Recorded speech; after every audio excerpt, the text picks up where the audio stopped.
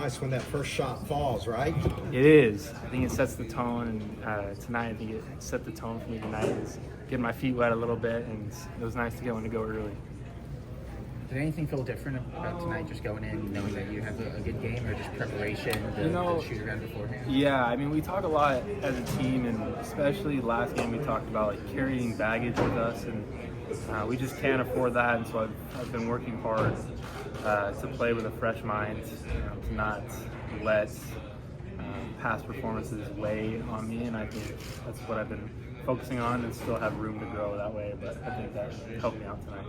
And not to get too deep or anything, but like obviously that's something that's kind of easier said than done. Yes. Closing one chapter, moving on to the next. Can you kind of speak to that process and maybe some strides you've made in that throughout the season? Yeah, I mean, I was talking to Coach yesterday, and it's not even just a complete switch of not carrying any baggage, but it's going from carrying 60% baggage to 40%, and so I'm working we're all working to get lower and lower, and so that's the focus. Coach complimented your energy, that you gave an energy boost. When you go into the game, do you think that's what I want to give a spark?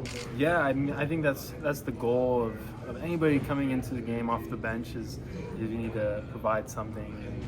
And energy is one of those things. Basketball is a game of energy. It's a game of runs, and so if we can create energy, I think that will serve us well in the future. 6 rebounds tonight. What was the key to that? I should know that.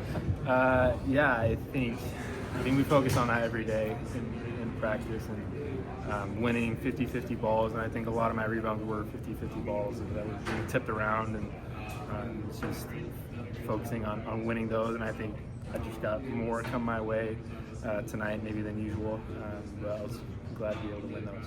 With all you've been through this year, just getting reacclimated, how much confidence did it do for you tonight that Mark said you're the first man off the bench, just go get him, and you quickly made an impact there? Yeah, I mean, confidence is a huge thing.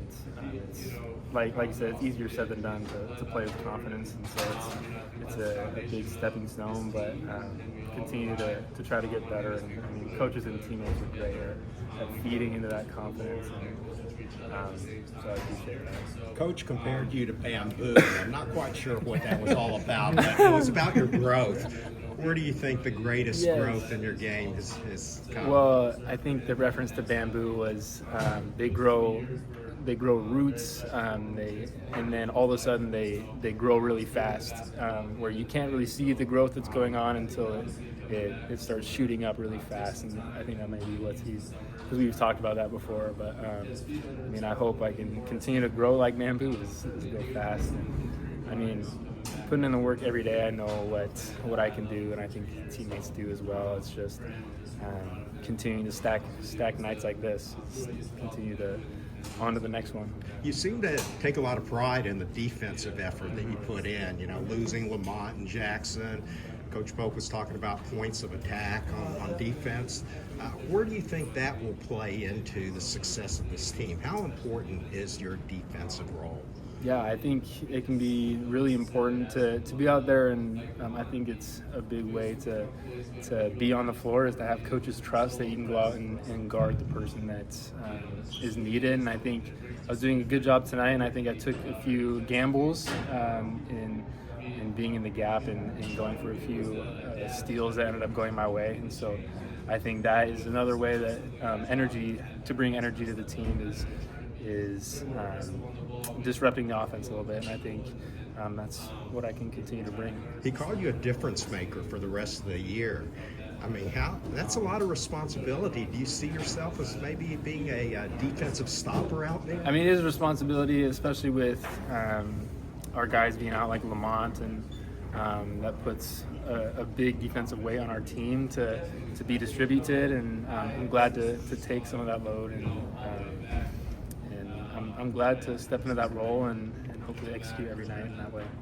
You're just talking about that kind of increased responsibility. I mean, did that affect anything in your preparation, the way that you take a mental approach to the game, just knowing that, hey, I'm going to be counted on now for 12, 15, 20 minutes in SEC games? Yeah, I mean, we're going through that and getting used to it. I think me, Trent, Travis are going through that same thing and adjusting and seeing how we can affect the game in different ways. And pick up the slack of what we're missing from our guys in Jackson, Lamont. And, we're going to continue to, I think, shape that and get used to it and figure out what we can do to really help the team. Oftentimes, Coach Pope talks about you guys as a trio. Someone will bring up one of you guys, and he lumps all you guys in together. Can you just kind of speak to what it's been like growing with those guys this year, and maybe sharing some of the same ups and downs, and having two other guys who are going through a similar thing to what you're going through? I mean, it's tough. It's tough stepping in, and especially in a league like the SEC and playing at Kentucky. There's a big adjustment to it, and I think we're all in it together, and it's nice to have people to relate to and to talk to and to feed off of each other, and so those guys have been a big blessing in my life and here at Kentucky, and I'm glad to go through this journey with them. It's been fun. If you would compare Collin Chandler, who stepped on this campus many months ago, to Collin Chandler right now, what's the biggest difference? Man,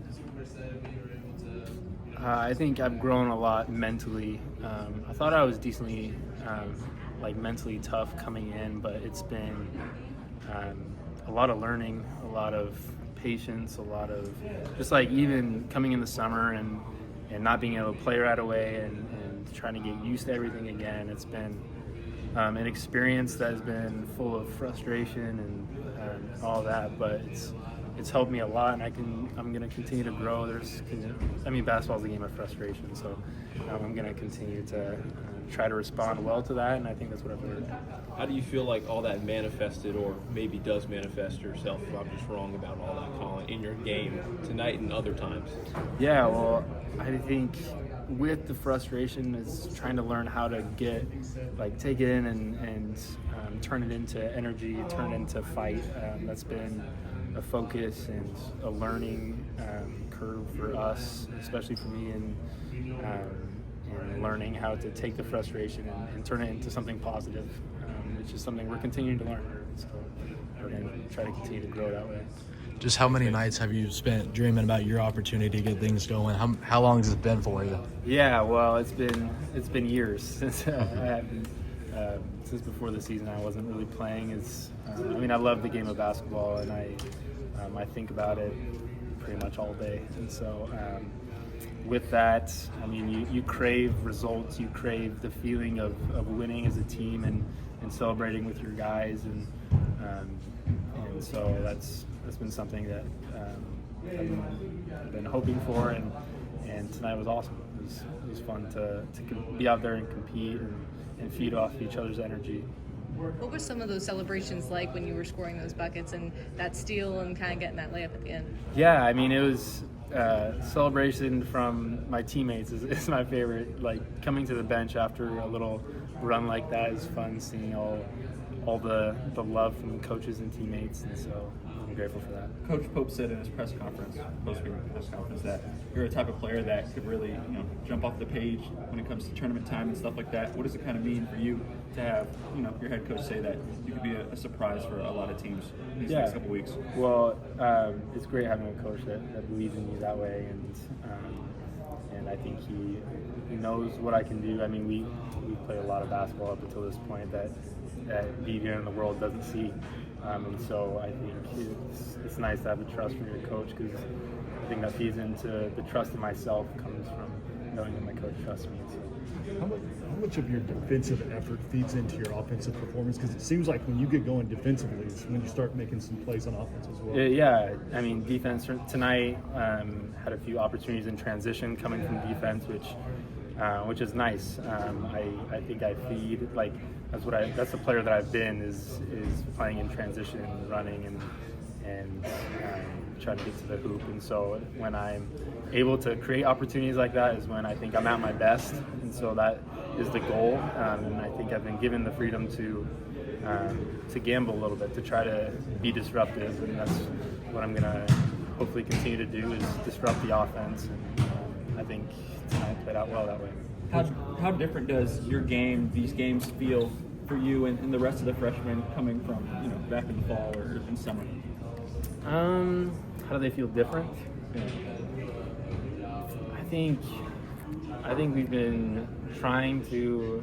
I think our preparation for games has been good, and What's fun right now is I think we're experimenting a lot more. I think coach is experimenting a lot more with different matchups, different lineups, and so the preparation that way has been interesting and fun, and is getting different challenges that maybe we wouldn't get early on in the season, and so I think that's been the biggest thing. Coach Pope called you a bamboo tree. Has he ever told you that in person? I think we talked about it yesterday. I think the significance behind it, I don't know if he explained it or He kinda not. did, yes. But it's like, I think it takes a minute for the roots to grow, and people don't really see what's going on underground, and then they grow really fast to where everybody can see. And so, I hope to be that way, and that's the goal. And I appreciate that from coach. Is that going to be your new nickname or something? Bamboo boy or something? I don't know. I'll let you guys all decide that. But that's funny. What is it like to have Andrew Carr kind of back up and healthy? Just what does it mean for the team? Man, like, I think it's hard to state how important Andrew is to this team. I think everybody knows. Andrew is so solid, and seeing him hurt was tough for the team because he is such a key piece of the team. But it's fun. Like tonight, it felt like every possession down was get Andrew the ball. Nobody can guard him. And that's how it is. Nobody can guard Andrew. So we're glad to have him back. I mean, he's been back, but Today was his awesome. breakout. Yes, tonight was awesome for Andrew. So just him and Amari, what they were able to offer you both down low. Andrew can stretch the floor a little bit. Amari in his point guard kind of Man. role. What do both Yeah. of those guys do, especially from your perspective as a guard? Yeah, he's so special. I mean, he is a guard. He handles the ball like a guard. He changes speed like a guard, and so it's awesome to have somebody like that. Especially when you're feeling pressure coming up the court, you can just look over and give it to Amari to get into the offense. Is really nice. And I mean, you think every time he's backing him down, he's just going to put somebody in jail and finish, and that's what he does. So yeah, he's so important. If I'm not mistaken, I think this is the first team you all had to reface that's beaten you this year. You played Tennessee, but then you beat them the first time. So was the practice this week different? It was. Preparation? I think there was a little bit of new energy in that standpoint of we're playing somebody who got us last time. They got the best of us. So, and we're going into another game where they got the best of us last time, especially at Rupp. That doesn't feel good, losing at home in front of all BBN.